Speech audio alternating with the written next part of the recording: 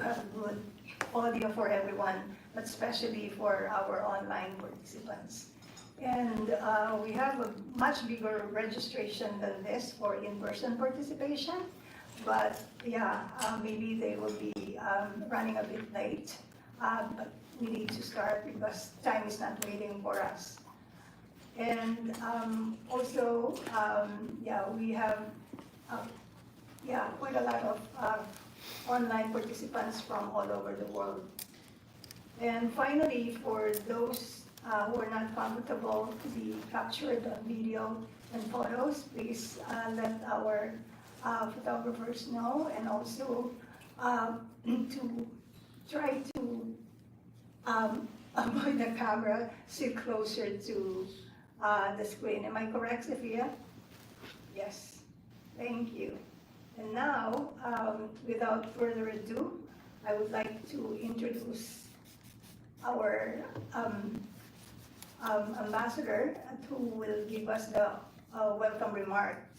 A few words about his super duper impressive CV.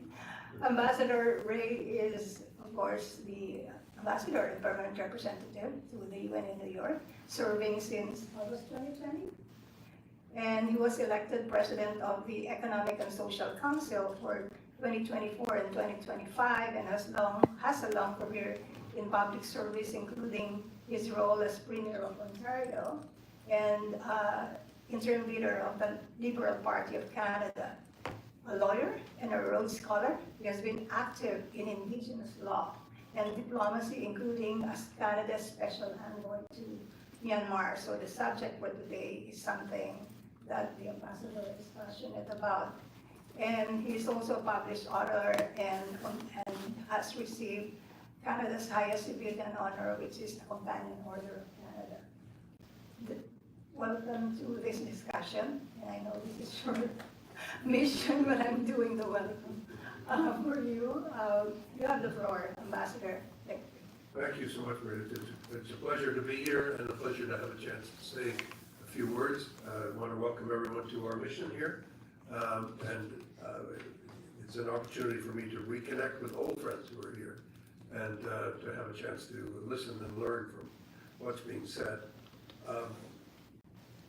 We're very proud and longtime supporter of UNSCR 1325, which recognizes the clear link between international peace and security with women's participation and protection of their rights. So for Canada, the concept of women, peace, and security is rooted in a very simple idea. But it is an idea that we know is true, and that is the best policies happen when those who are most directly affected are involved in shaping them. I want to applaud Bangladesh for its role in advancing the women, peace, and security agenda internationally. Domestically, Bangladesh has also made noteworthy progress in the last 20 years in improving the lives of women and girls, with success in women's increased participation in the economy, in government, and in the political sphere.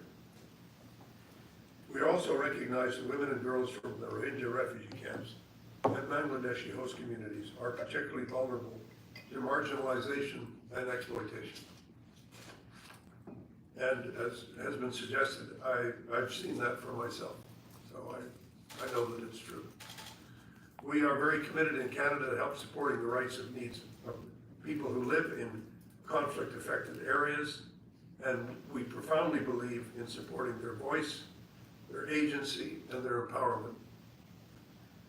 Placing gender equality and including diverse voices of those struggling for a more democratic, a more inclusive, peaceful, and secure future in Myanmar and in Bangladesh is of critical importance.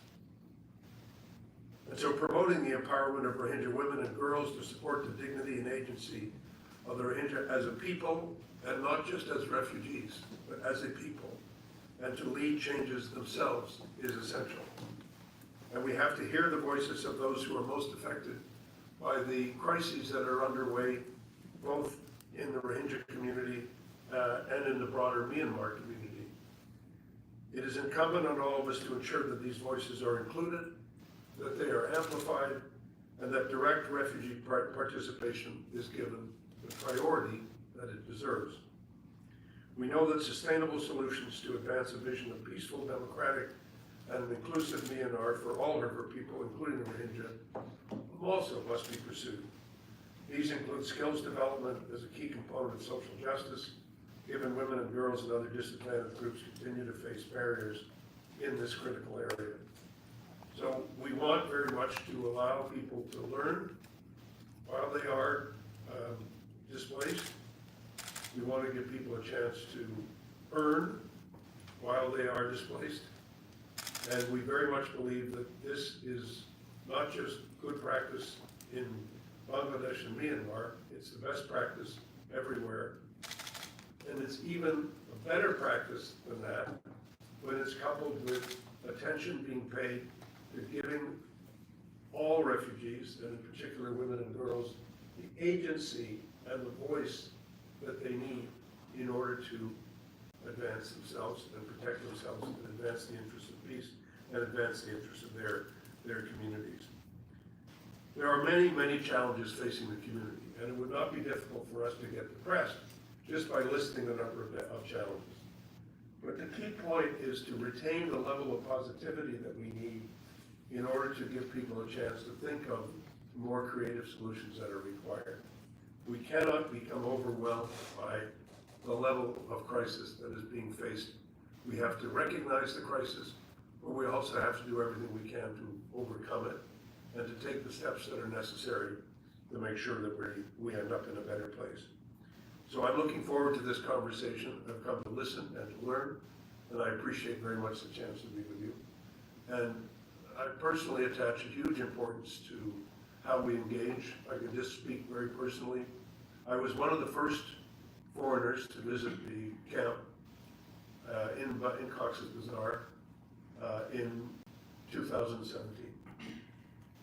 And when I did, I was overwhelmed by what we saw. You had the arrival of close to 1 million people who were coming into a place that already had a few 100,000 people who'd been there for many, many years. Many of the people that I interviewed and spoke with the 3 days that I was there had suffered tremendously at the hands of the Tatmadaw. They had been beaten, they had been battered, they had been raped, and they were still eager and determined to talk to me about what had happened and why it was critically important for the world to understand the nature of the challenges that they were facing. And what I was equally struck by was not only their dignity and their determination to carry on, but also their deep commitment to their community, to their children, to their families, and to what it would take for us to be able to make real progress. I have to say that we have not made as much progress as I would have liked over the last 7 or 8 years, but we've been able to keep going, and we have been able to keep, I think, the issue, at least one in which the broader UN community and the broader international community is increasingly aware. But that's the reason why I very much was in favor of our co-sponsoring this event, was because I wanted everyone to understand that this is not for Canada, and for me personally, this is not a come and go issue. This is an issue that we have to continue to pursue and we have to follow through on in order for us to have the impact that we need to. We need to find a resolution to the condition of so many people who've been marginalized and who have been discriminated against and who have not been given the opportunity to advance their own interests as we would like to see. And that's very much what we want to continue to do. So thanks for the opportunity, we appreciate it very much. Mavic, it's a pleasure to be here. Thank you for allowing me to have this conversation. Rajesh, good to see you again. Pleasure to be with you. Thank you so much for the opportunity. Thank you, my friend. Appreciate it. The Senator, of course, Senator McFedder and I go back a long way. We know each other very well. Thank you for this opportunity.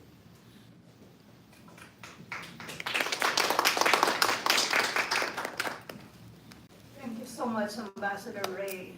And for some of us at the Global Network in particular, we have been working in Cox's Bazar since 2017, and we've been to the camp many times before. Of course, the world knows that this is the world's biggest camp, refugee camp, and it keeps growing. And as you said, and in one of those trips, Senator McFedran has joined us, and it's really saddening, the subhuman conditions that they face, and it's easy to get depressed.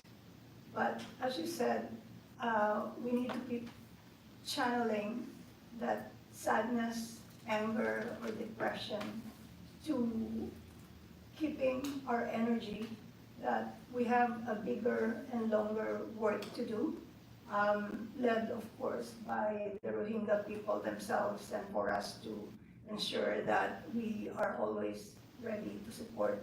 And again, and it's also very important to emphasize to be working with local communities, particularly those surrounding the camps. And yeah, it is necessary to look at their desire to find peace, desire to go back to safe and secured homes. And this has been part of their struggle for a long time.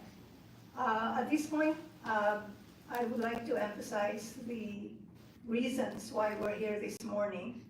And that is because we aim to generate increased political and other forms of support from global policymakers, from civil society who are advocating for support to the Rohingya people, resolution of the conflict in Myanmar, and of course for Bangladesh to be working with us in addressing the Rohingya crisis.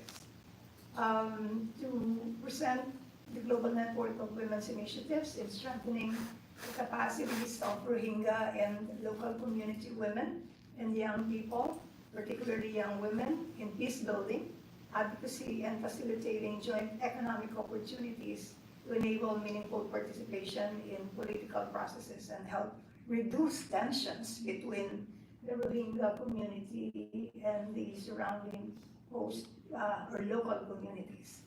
And finally, to showcase initiatives supporting local women, young people, and marginalized groups in Bangladesh to actively implement the Women, Peace and Security agenda, including Bangladesh's National Action Plan on Women, Peace and Security. And I am very proud to share that the work that we've done in organizing the Young Women Leaders for Peace in Cox's Bazar has enabled them to work with the Gender and Humanitarian Action Cluster, and also with the UN Women, the local office of UN Women in Cox's Bazar, to integrate the issue of the Rohingya in the National Action Plan. You cannot have a National Action Plan and at the same time close your eyes or turn your back on the crisis that has been there for many years.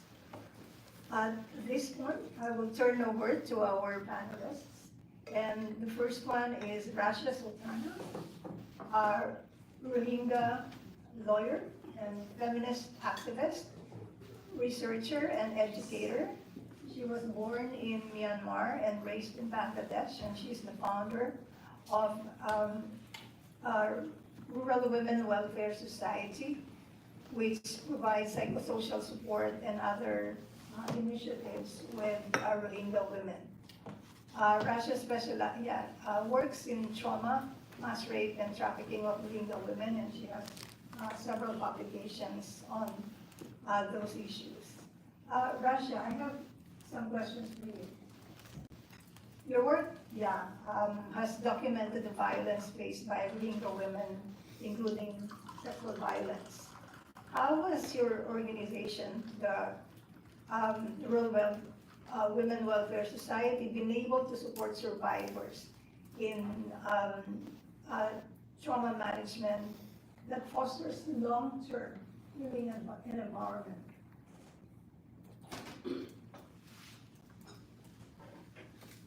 Thank you, Mappy, and Thank you for inviting me here, and I'm allowed to sit behind you. It's a great opportunity because I've shared last human rights session in Geneva. We are not allowed to sit in the panel discussion. Whatever, because I'm a troublemaker. So one thing, yes. A good troublemaker. Yes, Rohingya situation in 2017 it was worse, and I myself I published so many testimony, and I saw the women frustration, women tension. So I created my own organization, RW Welfare Society, which actually name is Rohingya because of Bangladesh NGO Guru petition. We cannot have this name, so that we changed this name, Rights for Women Welfare Society. So RW Welfare Society, first they start the psychosocial resilience program because for my experience, I did so many things, but I never feel that what kind of support this woman need. And the psychosocial system and psychosocial trauma resilience program is very new in Bangladesh. Even I used to be in graduation in student of the psychosocial, but I don't know how to.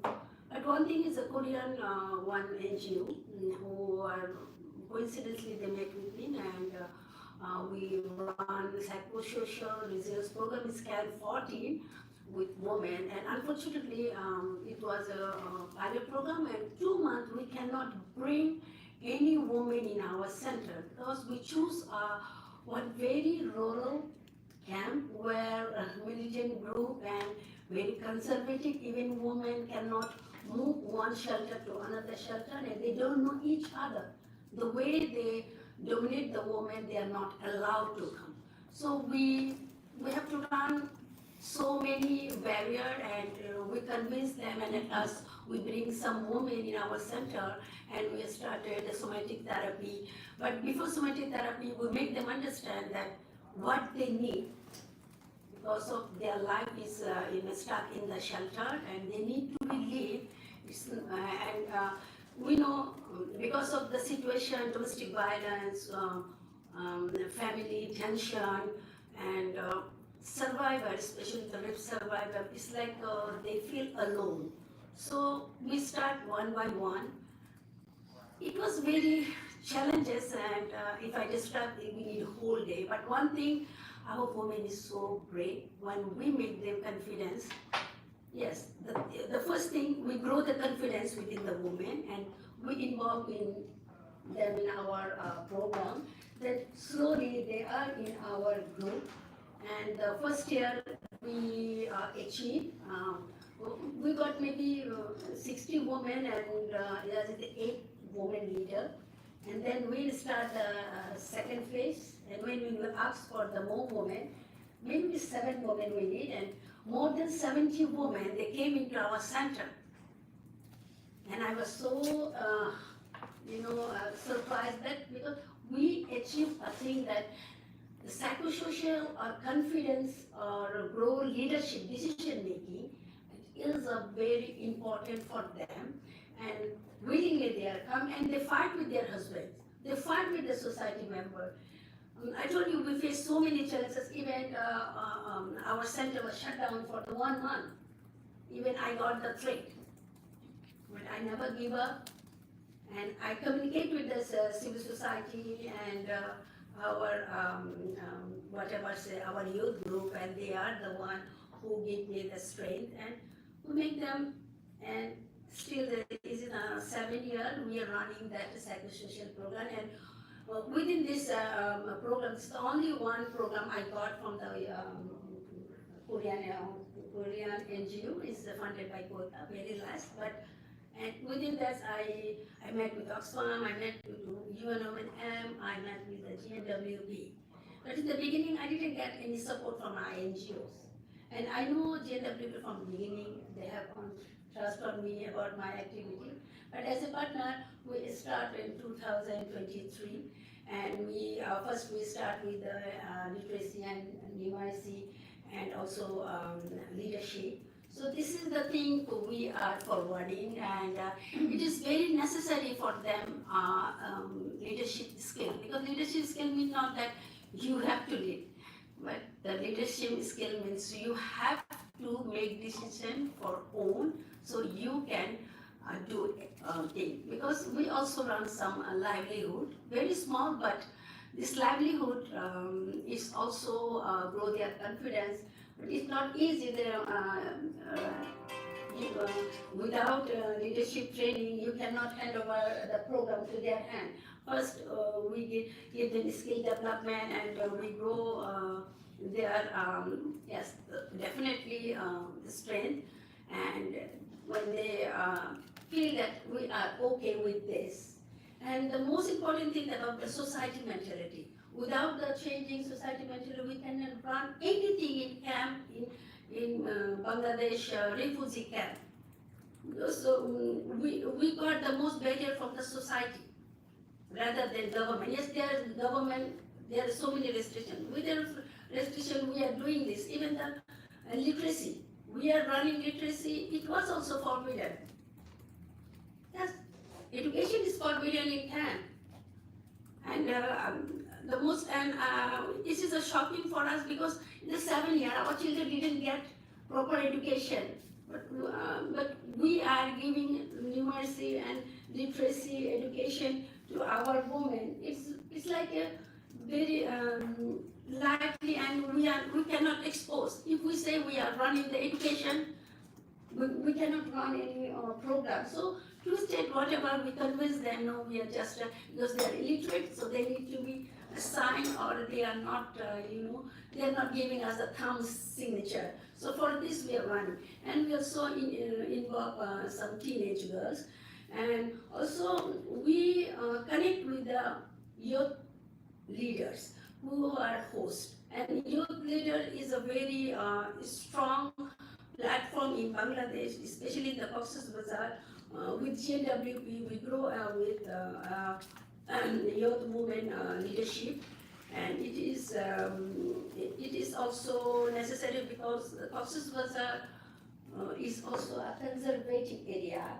You cannot bring a woman. It is similar to Rohingya, but the thing is they are educated, and there is a thing that the Cox's Bazar people say, we educated our children, our girls for the good marriage, not for job. So we are slowly changing their mentality, and yes, this is true. Still, this is true. Even in my office, one girl, 1 year, she didn't tell her father she is doing job in an NGO, and always she carry her college bag and put. So this is the thing, and now it's changing. And in our last March, I think, no, February, when we had, I shared it because this is not only the Rohingya, it's also the host girls. They need to. I have 16 girls in my RW Welfare Society, and 15 girls is the first job in my organization, first job, and still they are with me. And they are also grow their, family mentality. And another thing, camp is very limited. And if you make some rule or regulation or program, you can implement if you have the proper system. But in the host community, it's not easy, and not easy to follow the camp rules. So both have a similar problem, but not the same project. So there is just so many differences we are facing. We have also host psychosocial program, also camp, literacy numeracy. In our center, we have a host, 40% host movement. And I also share with Dr. Jasmine and Panima, the last 10th October, we had a forum, and the last session it was our host, we cannot bring Rohingya, but we brought the host women. And when we are talking in English, And they told me, maximum we understand. And I was shocked. I said, yes, 50% we understand. Because we give our much effort in this literacy and numeracy. And I hope we will do more. And I'm thanks to the GNWP because they are with me. Maybe late, but it is time. I'm sorry about this because maybe everyone know as Russia is activist, everyone know, but what I'm doing, none of INGO, they are interested. Even UN Women or Oxfam, they are with me as a Russia's activist, so it's not that we will help. Yes, we got some small project, so as a local, I guess, because I'm a citizen of Bangladesh and I have right to go organization, there is everyone know the localization. What is the meaning of localization? With us, but we are not here. Yeah. Because we are always deprived. Raja, sorry to interrupt. I wanted to follow up what you were saying. First, the importance of education Yes. in the camp. Yes, of course. Because most of the Rohingya refugees, when they left Myanmar, they also had very little education because of the conflict and because of the marginalization.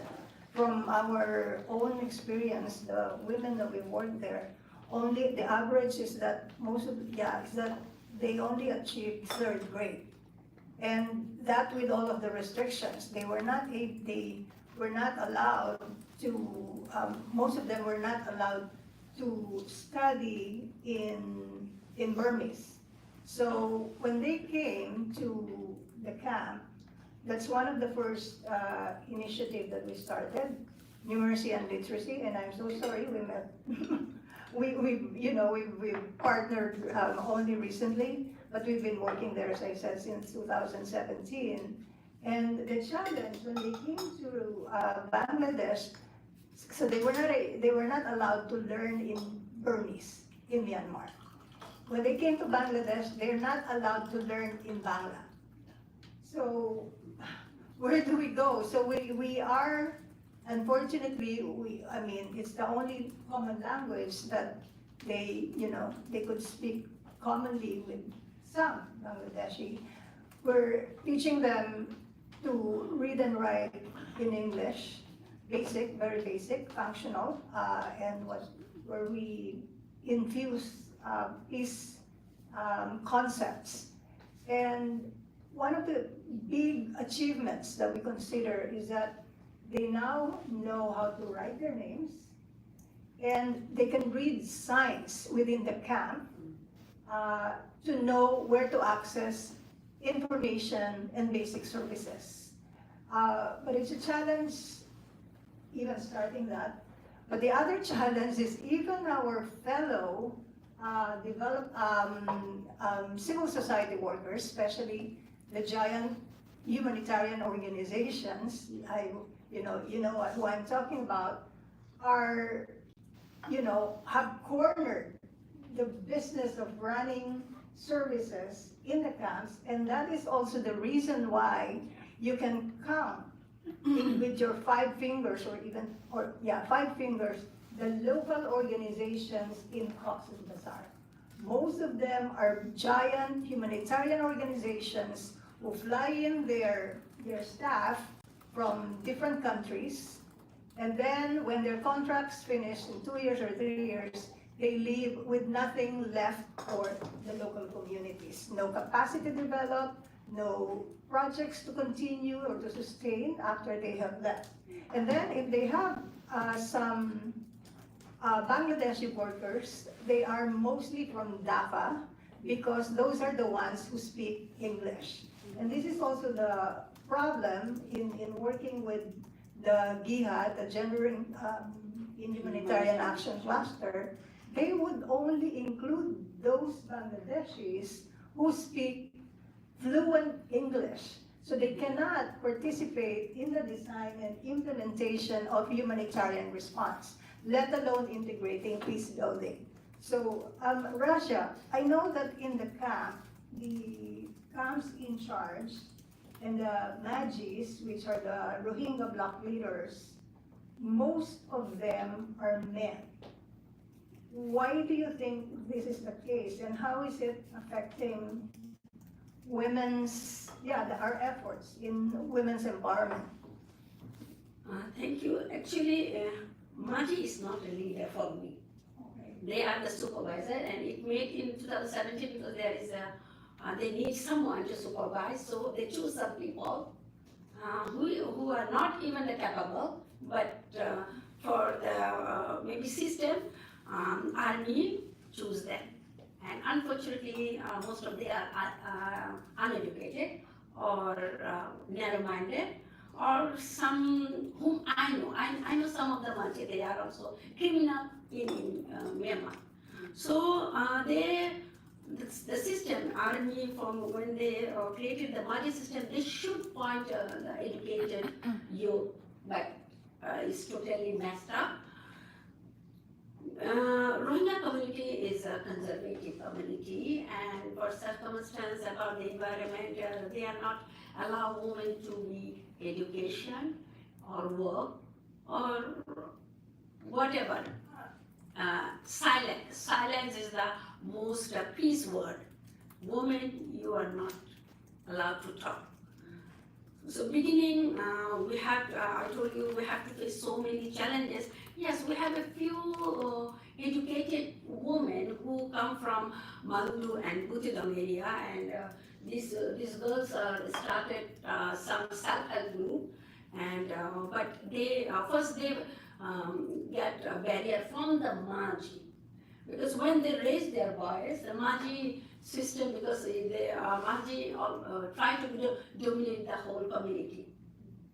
So this way, it's not only dominated, they also pressurize the women, and especially pressurize those women who are created a self-help women group, who are educated. Maybe they have still they have afraid.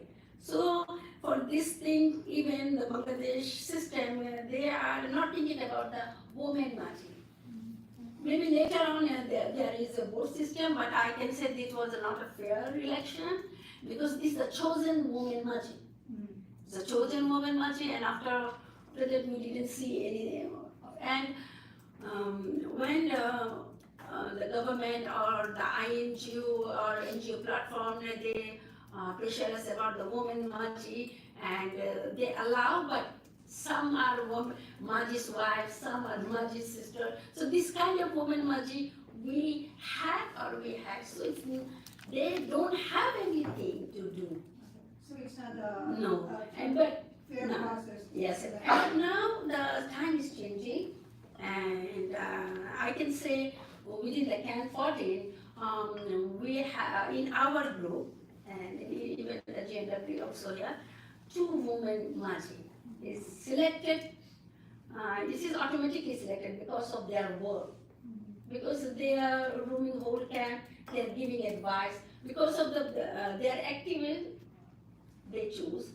So they are the Maji. So this kind of Maji we need more, because there is a 36 camps.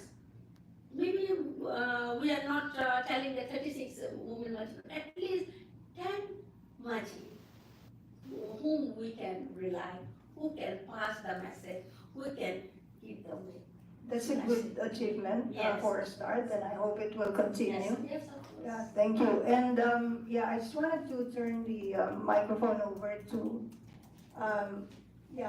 to Fahima to follow up on some of these points. But let me do a brief introduction of Fahima.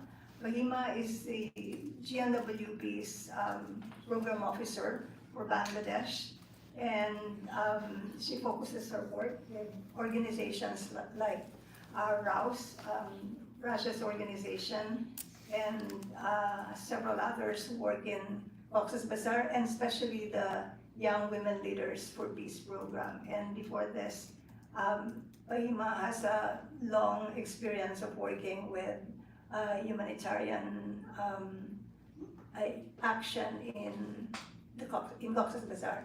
Kahima, my question to you is, we have several programs in Cox's Bazar, and particularly I would like to ask you about our experience with the Young Women Leaders for Peace. And our audience members online and here in the room, these are young women from local communities. And before we started our program in 2017, literally many of them won't even open their mouth to participate in any discussion. And many of them are at risk of being married off by their own parents. Bangladesh is number 9 in the world in terms of child early and forced marriage. So these girls and young women, when they started with our program, the Young Women Leaders for Peace, they were aged 15 to early 20s. Some of them, many of them have stayed in the program. So how do the Young Women Leaders for Peace, now work with the Rohingya refugees? When we started with them, they're like anybody else in surrounding communities. What do you think of the Rohingya? Bad. Why? They bring crimes, they bring drugs, but there has been a shift in the members of the Young Women Leaders for Peace. And as I was saying earlier, they were the ones who lobbied UN Women and other members of the Gender and Humanitarian Action Cluster to integrate the Rohingya crisis in the National Action Plan. And we have a policy brief on this issue. So back to the question, how are they now working with the host communities, with the Rohingya? Thank you, Ms. Mavik.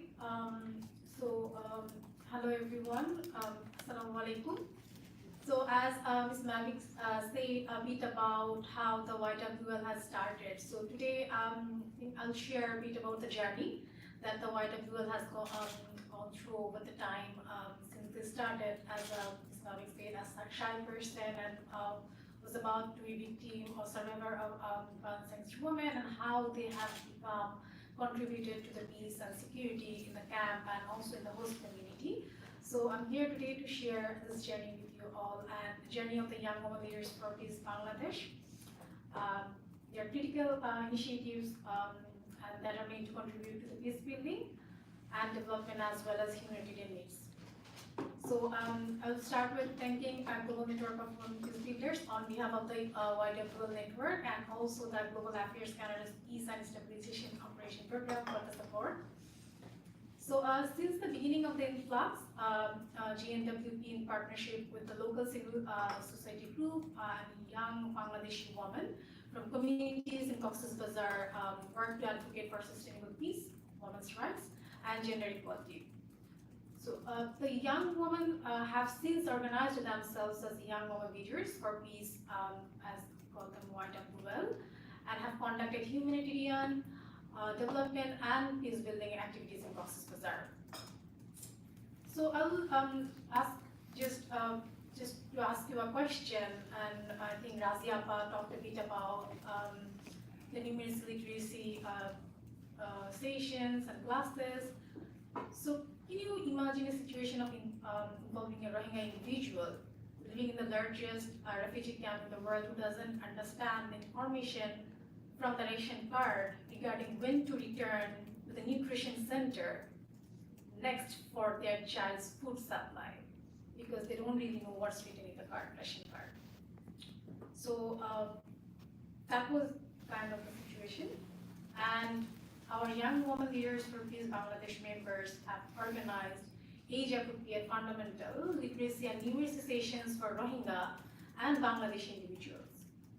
So learning to read and write means participants can now sign their names on the legal documents, signage in refugee camps, and access information distributed by the government, UN entities, and civil society, helping to fulfill some of their rights and opens up economic opportunities as well, because especially in the camp, when woman or young woman has basic literacy and numeracy knowledge, they can actually avail some of the voluntary opportunities in the camp, and that would actually earn some income for them as well.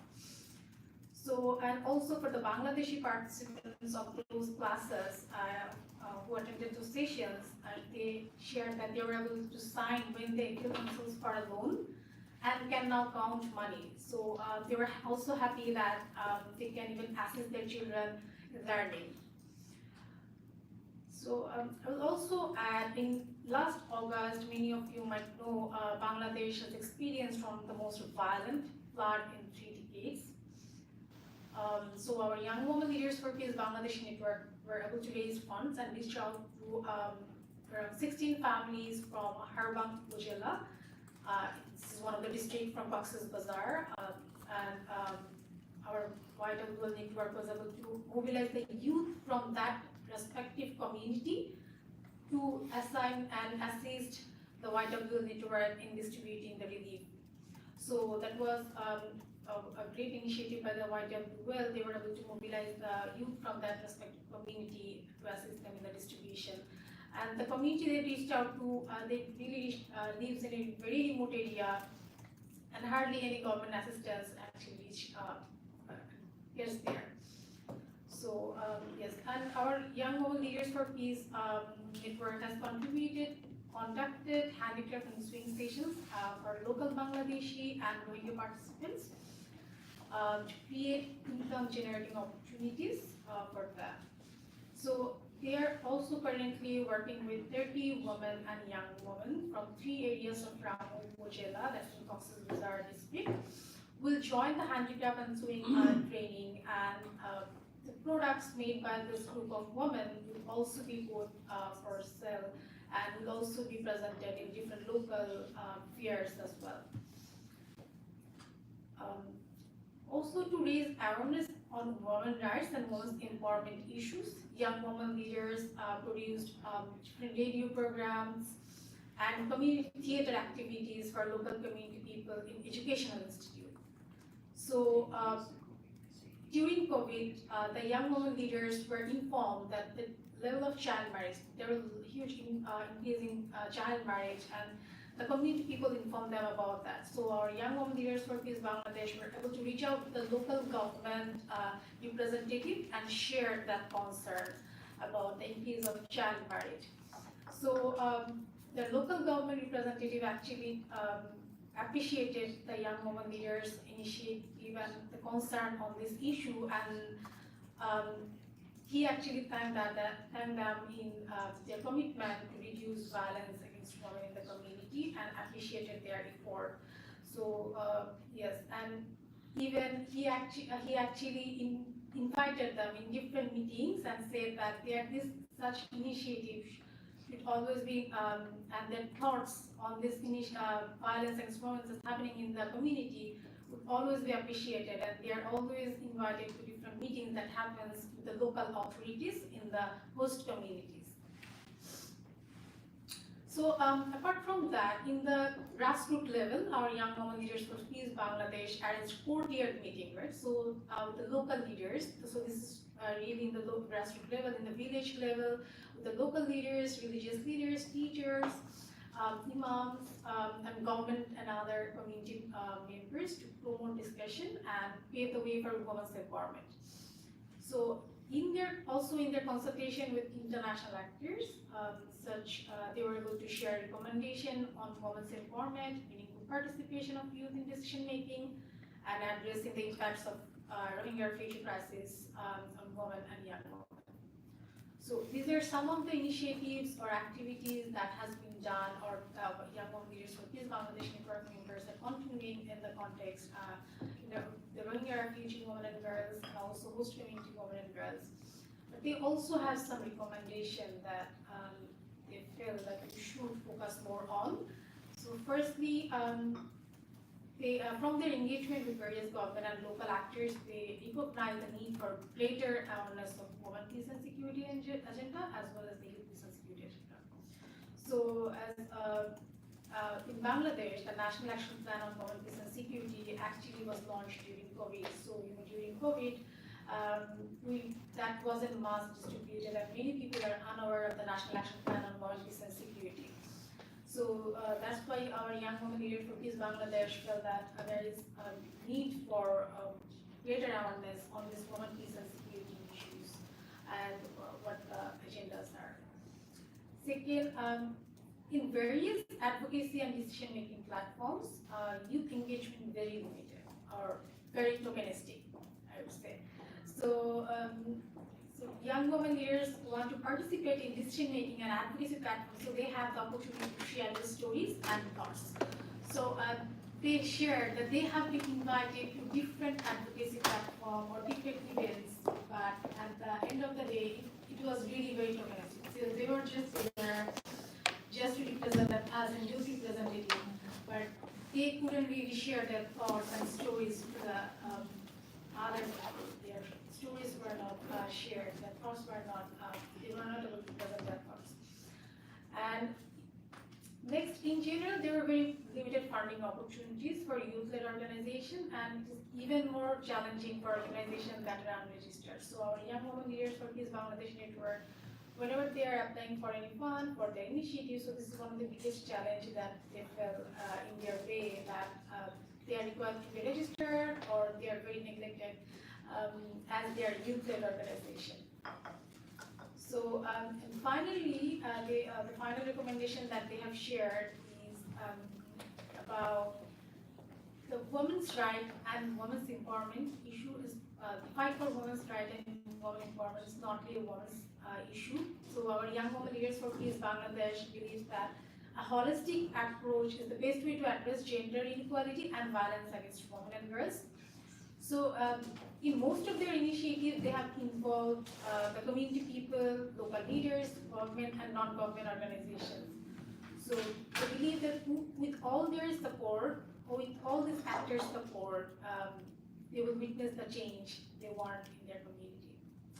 So lastly, there are some more initiatives and engagement that our Young Women Leaders for Peace Bangladesh have been involved with. So one of them was advocacy and dialogue on women peace and peace and security agenda. So it was, they participated in a peace exchange program with the youth from Southeast Asia, where they were able to share their thoughts and situation of youth engagement in their respective countries. So it was a great opportunity for them to share their views. And second, currently two of our Young Women Leaders for Peace Bangladesh members are actually part of a consortium called Women Gaining Ground project initiative.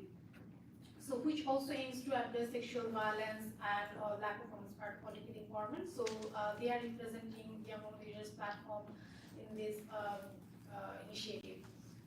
Finally, our Young Women Leaders for Peace of Bangladesh also participate in the socio-economic and leadership and peace building trainings. So many of the Young Women Leaders share their own stories about how they have to go beyond their parents' decision to receive life skills trainings in order to advance in life. So acknowledging that women's economic empowerment and leadership skills are very essential. So those are some of the engagement that they have. But before I hand over to Ms. Mavic, I would also like to mention some of the achievements that our YWL members had, and that also represent how their work has also been acknowledged. So one of the Young Women leader, Rima Sultana Rimu, she was actually named one of the BBC's 100 Women for 2020. And she was also one of the finalists for Girls Human Rights Award this year. So these are really the achievements that push the network forward to achieve more, work more on women peace and security agenda, and to ensure women's empowerment and gender equality. So that's all from my end. Thank you so much for your time on this video. Thank you. Thank you, Pahima, for sharing these achievements of the Young Women Leaders for Peace. And I would like to turn over to Hasmin Nario Galase, who is our senior program director that covers the Asia Pacific region, and that of course includes Bangladesh and Myanmar. So there are several actors in, addressing the Rohingya issues. Of course, the national government, the host communities, and the government officials assigned to manage the refugee camps. But a critical group of actors are local authorities, the mayors, the councilors, particularly in the Bazila or the municipalities surrounding the camps. And I know you've been coordinating our efforts in partnership with Bangladeshi organizations on localizing the women, peace, and security agenda. How is that being done, Jas? And how does it become a form of support for our work with the Rohingya and the women in the local community? Thank you very much, Maverick. I'm really actually looking forward to answering that question. So this afternoon, I'd like to share with people who are here on site and online, there are more people online, about the localization work of the GNWP in Bangladesh. So go to the next slide. But first off, I'd like to, introduce us a bit, especially for those who are online. So we are women peace builders. GNWP is composed of women peace builders, which mission is to empower women and amplify their voices to build sustainable and inclusive peace. And the ambassador a while ago made mention of that there's a need, for people who would amplify the voices of those, especially in the grassroots areas affected by the conflict. And GNWP's vision is an equal and peaceful world in which women's and girls' rights are promoted and protected, and they are recognized as peace builders and decision makers. Next slide, please. So Mavic made mention of localization.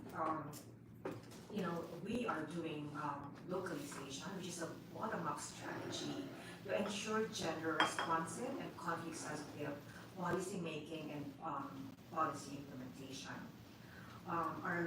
The question that we answer in GNWP is how do policies adapted in the global level, such as the UN Security Council resolutions, cascade to the lower levels? Our localization strategy helps ensure that the UN Security Council resolution policies on women, peace, and security translate into local action plans or local laws in communities affected by conflict. Next slide, please. And in our localization process, we make sure that various stakeholders are involved. So the local authorities, the local women, youth and grassroots activists, traditional and religious leaders, representatives of historically marginalized groups, even representatives of local security forces, media, and the academy. So these are the people we gather during localization trainings and workshops to consult them, and also to share capacities with them. Next slide, please. So what do we do during localization? So I'd just like to say first and foremost that our localization is a tool to develop gender-responsive and conflict-sensitive local policies to advance the women, peace, and security agenda. So during these meetings, we do conflict analysis using a gender lens and identify the threats to peace and security and the impact of these threats to women and girls. The local action plan and policies they develop are informed by the challenges surfaced during the conflict analysis. Next slide, please. So I'd like to proceed with the localization of women, peace, and security in Bangladesh. We actually have localized women, peace, and security in 8 PSOPs already. And these are Metro Corna Sadar, Barhata, Maiming Singh Sadar, Trisha, Professor Lazar, Ukiya, Wadia, and Shandanais. So these are the places we've been to. Next slide, please. So what are our objectives? What do you want to achieve? So we want, first and foremost, to improve the understanding of the local authorities and the people affected by armed conflict in these areas of human peace and security resolutions, and also the Bangladesh's national strategy to prevent and respond to gender-based violence among local authorities, women and youth leaders, civil society, and marginalized groups. We want to explore with them the relevance of these resolutions and strategies in local contexts and identify specific actions for implementation. Next slide, please. In our localization strategy, we find spaces to encourage better teamwork among local authorities, civil society, and other stakeholders to implement the WPS resolutions. But for Bangladesh per se, we focus on the human rights of Rohingya refugees in Bangladesh and seek ways to ease tensions and foster good relations between refugees and local communities while ensuring the rights of all ethnic minorities and working to end refugee persecution. Next slide, please. So we actually started the localization in Bangladesh in June this year. And we have done already to 8 upazilas or municipalities. We had a total of 115 participants, mostly local government authorities, and through this process we were able to form 8 local steering committees. And the steering committees, are very crucial because they are the ones who have created the local action plans and who will eventually, create local policies that will help advance the women, peace, and security agenda in these upazilas or municipalities. Next slide, please. The work is not easy. I'd like to tell you, we have encountered many challenges as we localize, the women, peace, and security agenda in Bangladesh. The first one I'd like to share would be the prolonged debates on gender equality. They were so intense, There were intense discussions surrounding women's participation in leadership and decision making, highlighting the deep-seated societal resistance to gender equality. I tell you, intense is actually even a mild word. Another challenge would be the perceptions of the Rohingyas. I think that Mavik and the ambassador of Olivo have mentioned this already, but the influx of Rohingya refugees has fostered a perception of increased lawlessness and unrest within communities. So this stigma not only affects the refugees, but also exacerbates tensions that can actually hinder collaborative peace-building efforts. Next slide, please. Another challenge that we have encountered so far would be the leadership crisis. So we all know what's happening in Bangladesh right now. There's an ongoing political turmoil, and this has resulted in a leadership vacuum or inconsistent leadership at the local level. So who now is sitting? Who is now managing? Who is now administering the local governments? So that's really a question. And this is, like stalling initiatives aimed at formulating and adopting local laws that promote the women, peace, and security agenda. And we all know that without stable and committed leadership, there could be delays in policy formulation and the implementation of local laws. So local government officials right now may be preoccupied with navigating political challenges, leaving less room for advancing gender-sensitive legislation. So we were actually there, when the crisis happened, so we were about to do the localization when the crisis happened. So these are one of the challenges that we are facing at the moment.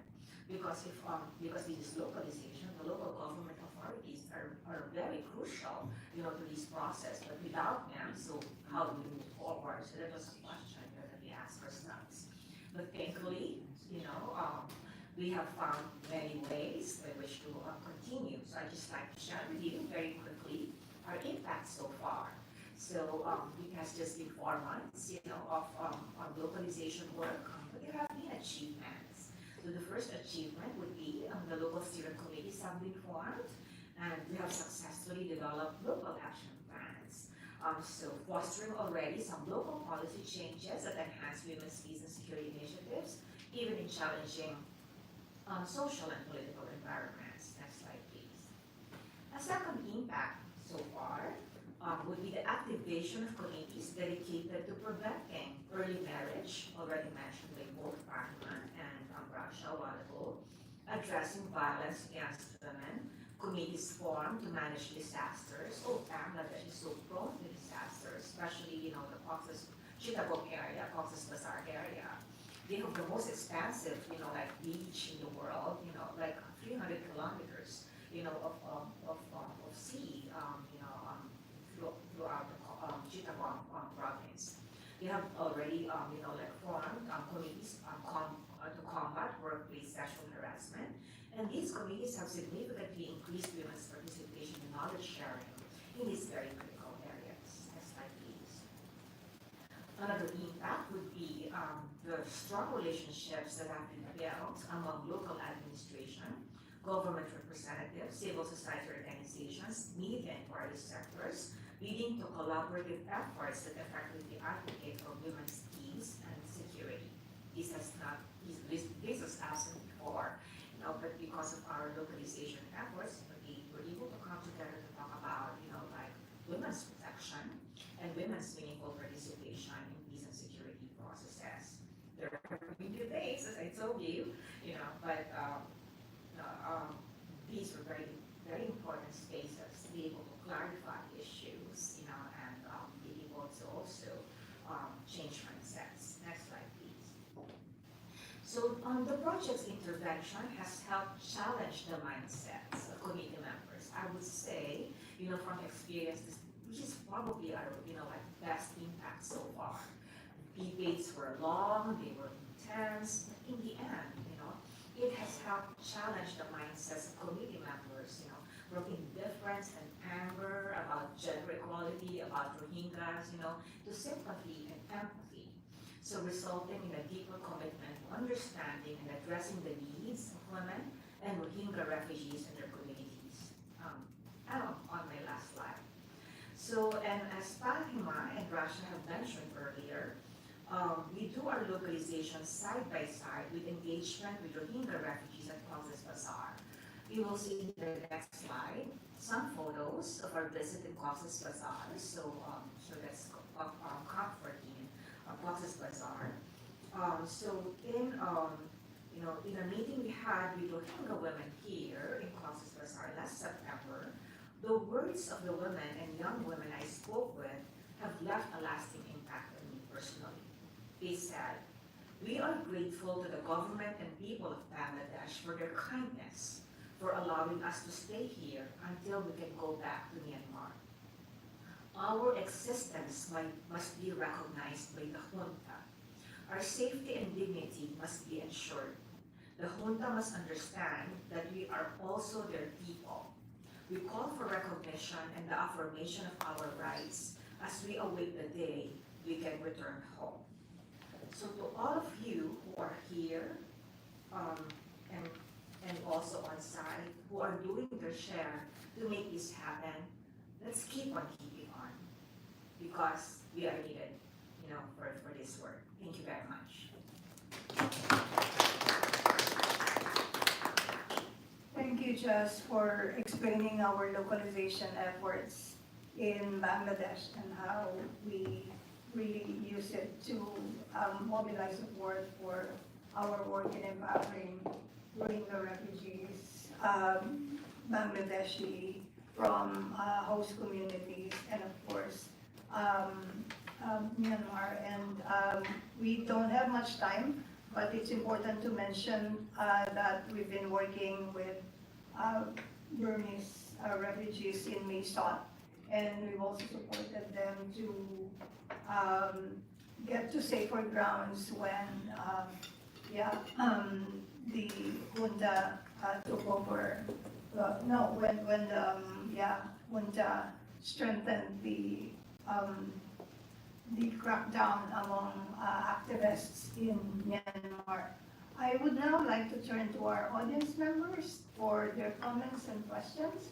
And we'll start here in the room, and we'll alternate with the questions or comments we have online. Anyone? Yes, Beth? Please. introduce yourself briefly? Minglawak, good morning, good afternoon. My name is Thach.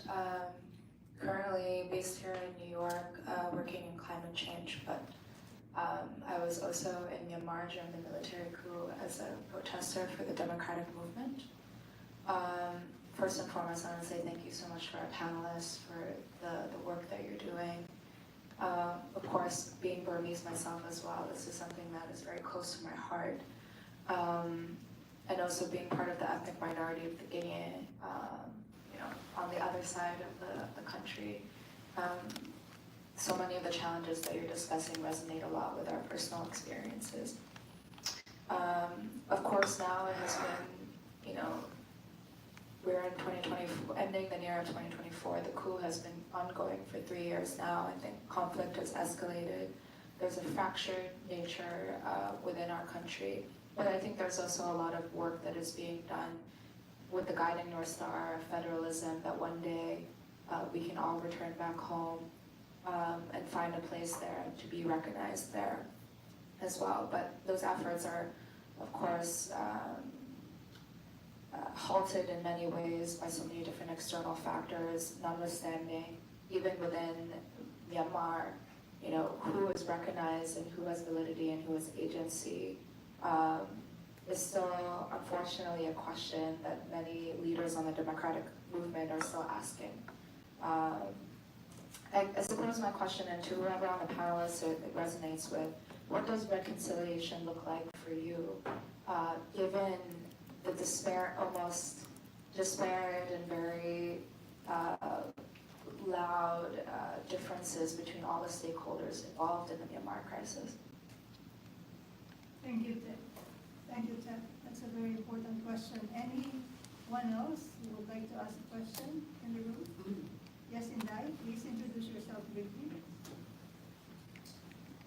Yeah, hi, I'm Inday Sajor, and I'm a gender humanitarian advisor. Thank you to Rasa and Rima for their very good presentation, and also to Jazz for looking at the impact of the work on localization. I'll build on to what you were talking about, what is reconciliation, because I think the complexity of working with the Rohingya in Bangladesh is also Bangladesh as a country is in transitional mode right now. It has its own crisis. The Prime Minister was booted out this year, and it has its own challenges as a country hosting one of the biggest refugee camps. So our challenge here is that, reconciliation is a long-term process, and the work we do among the women, localizing the impact of their leadership is really important. So just 2 points, that we need to look at deeper, is that earlier Mavic was mentioning about the challenges in the humanitarian response, where the United Nations and international NGOs are actually monopolizing the process on the ground without giving leadership to the local communities. And I think that is a very real challenge which all of us should really look and restudy, because as I personally very well know, having worked in all these countries, when the UN agencies would leave, or at a certain point they still maintain a response, the empowerment of the local population is really denied, and that is where the localization becomes very important. We have to shift the framework and the terrain of the humanitarian work to look at that, the local people are the best to know. I would always say that the local people are there during the peacetime, they are there during the crisis, and they will remain after the crisis. So if there is anyone who we need to really put into context, it's really the local people that we need to empower, because as I was saying, they are there before the crisis, they are there during the crisis, and when we leave, they are still there to build on their communities and their country. And so the framing of that, we have to really look at when we go into our strategy, because the localization framework is really very important in terms of, not only the framing of the empowering of women, but we need to have a very clear political analysis on the framework that has happened with the Rohingya refugees in Cox's Bazar. Like, there's a conflict. The Arcane Army, as gaining ground, they have positioned themselves. The military has taken Rohingya refugee men, forced them into the army and the military. So these are factors that really involves the whole social context within the Cox's Bazar. So as we go into the women, peace and security, I also would like us to really re-examine our framework and dig deeper into the political ramification of this, both the humanitarian and the political implication of the work that we are doing. Thank you so much for that very insightful and incisive perspective. And yeah, what that also shows is our work is very contextual. And we should always, think of how the socio-political context on the ground is evolving very fast. And not only we should be reacting, we should be proacting and anticipate what the actions of the different stakeholders are.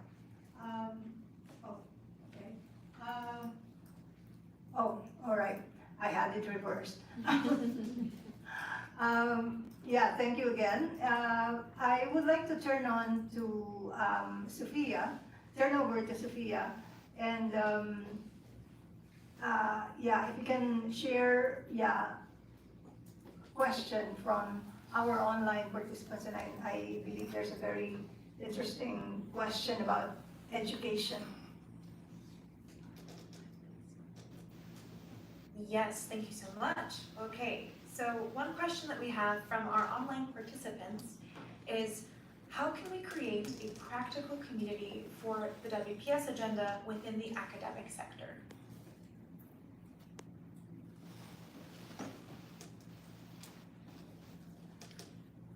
Maybe I can jump in briefly here, and that is just to note that WILF, the Women's International League for Peace and Freedom, has an existing academic working committee that focuses on women, peace, and security. And it is international. It has some of the top researchers around the world who collaborate together to focus on that. Thank you. And in fact, this was the subject of our panel yesterday with the NYU Center for Global Affairs, the partnership between academia and activists to inform policy making and policy implementation. That evidence-based research that are produced by academia is very important. But I also want to note a very important point here, that we are not only working with European and North American universities, but we are also working with local universities and schools and colleges, because they are on the ground. They are also, and we also want them, well, the important point for us, not just also, is for them to research and write about their own stories from the perspective of the communities and the countries we work in. And that, along with international perspectives from other regions, make the research and their application richer. We don't have much time, much as I would like to entertain more questions and comments. But if you can, I would request you to be very brief, Jazz, so that we can close on time. And of course, here, Senator McFederin's summing up and closing remarks. Certainly, Madam. I'd like to address the question that was raised by that. That's a very important question, and I've asked myself that a few times since we started with the localization in Bangladesh. How does reconciliation look like, for us?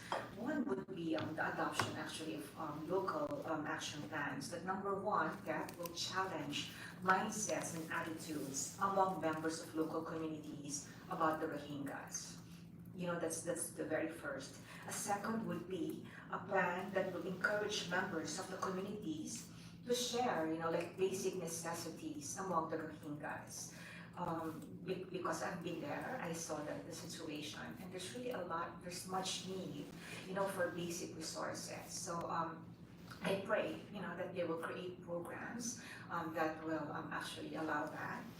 And the third one would be, programs of direct contact, wherein, that will help improve the relationship between the Rohingyas and the local communities. I would call this perhaps a kinship or solidarity project or a solidarity program wherein the young people, for example, from the Rohingyas and the young people, from the local communities will come together, discover each other, like appreciate that they are brothers and sisters, and it will start from there, the developing relationships, developing that feeling that, we are not enemies, we are not rivals, but we are brothers and sisters, and therefore, we should be in solidarity with each other. So those, are some of the thoughts that I thought, would tell us that reconciliation is forthcoming. So thank you. Thank you very much, Hasmin, and I would now to request our Senator Mary Lou McPhedran, and who is also the founding board member of the Global Network of Women Peace Builders. But very briefly, she is senator from Canada, and she's a human rights lawyer, educator, and representing now the province of Manitoba. And her appointment was recommended by the Prime Minister just in Trudeau 8 years ago. Mary Lou is a well-known and very respected feminist around the world. From women's organizations and other social movements around the world. And she also co-founded the Civil Society Legal Education and Action Fund, LEAF, as well as the International Women's Rights Project. And she's also a recipient of the Order of Canada for her leadership in strengthening the text on equality rights in the Canadian Constitution. She will present the closing remarks and her reflection of the discussion. Over to you, Senator McPhedran.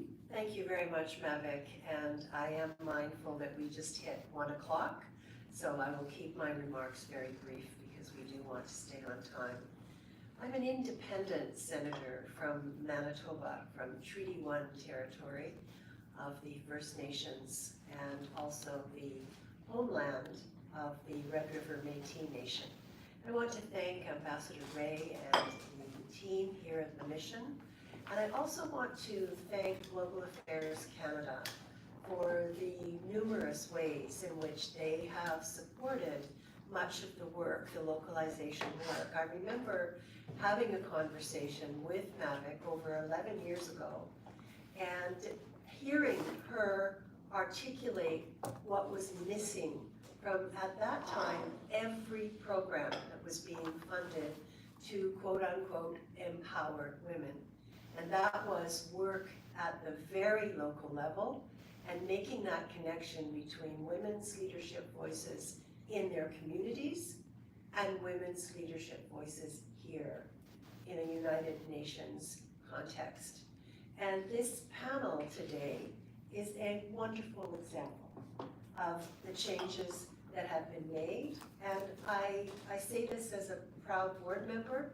GNWP has been a leader in this, and I think it's important to recognize that there has been a shift in attitude and understanding around the importance of women's local leadership and how that contributes to changes on a global scale. In 2017, I was one of a small group of parliamentarians waiting for Bob Ray, the special envoy, to get back from Cox's Bazar. We were in Dhaka. We sat together that evening, and I can tell you that the way he described the impact was very visible to us as parliamentarians, having the discussion with him about where Canada needed to go in terms of our leadership internationally. And one of the key points that came out of that conversation all the way back in 2017 was that the victimization of Rohingya women and girls was massive and profound, and their leadership was almost completely unrecognized. So Raja, I want to also give a shout out to you. I mean, you have been one of the early leaders, one of the early voices of women, and to have you here with us today is very special. Ahima, I was there in 2019 with Mavic and our board chair, Vandana Rana, of the CEDAW committee, working with young women at Cox's Bazar. We were treated to one of the theater performances, and that was a learning moment for me, where I really had an appreciation of the different kinds of literacy that we need to have in order to do effective peace building at the local level, and the influence of the co-creation of theater between young Bangladeshi women and young Rohingya women, and the resulting shift in sense of self, in that capacity, that sense of agency, of leadership and finding one's voice. I actually left Cox's Bazar, went to Dhaka, and had, shall we say, a spirited discussion with the Speaker of Parliament at the time, herself, like me, a human rights lawyer, and I think our Canadian High Commission at the time was a little nervous because we got pretty intense with each other. And I remember saying to her, you know as a human rights lawyer that there's a right to education for the Rohingya women in the camps. And it's being denied. And you know that this is a breach, at minimum, of the Convention on the Rights of the Child.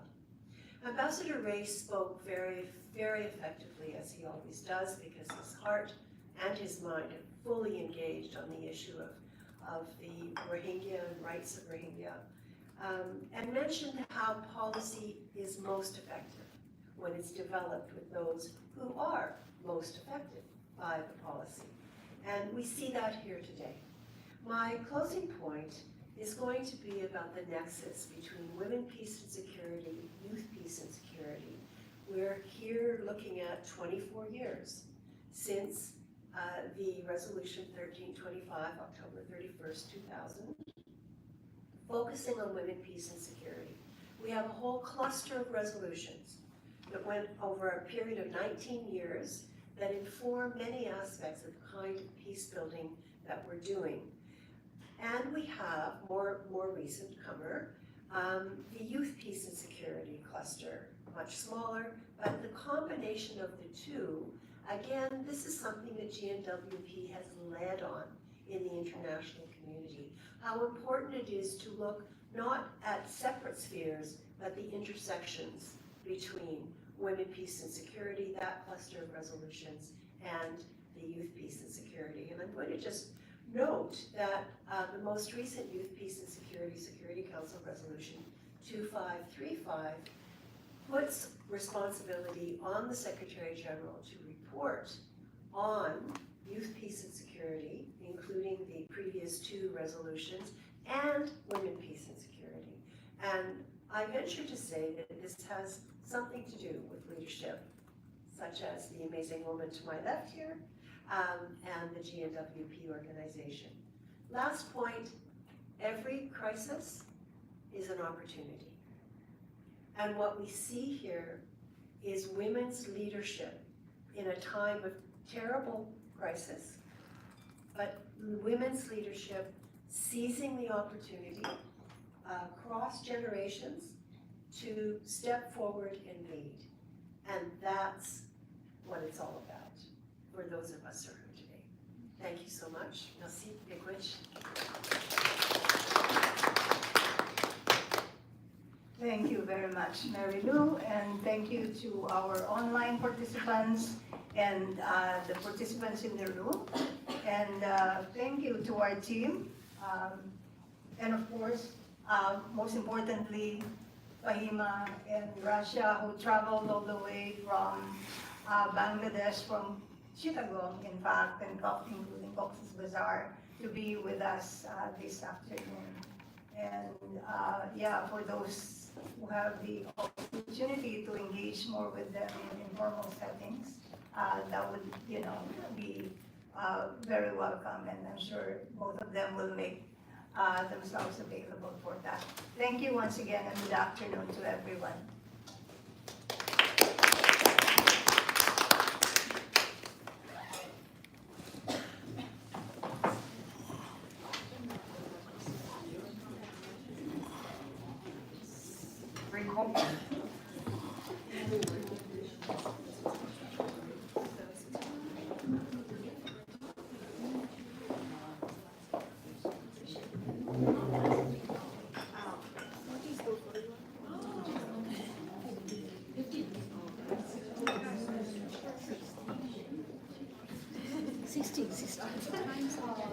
Yes, that's right. Oh, where is she? It's there. I hope. It was great. There's many more.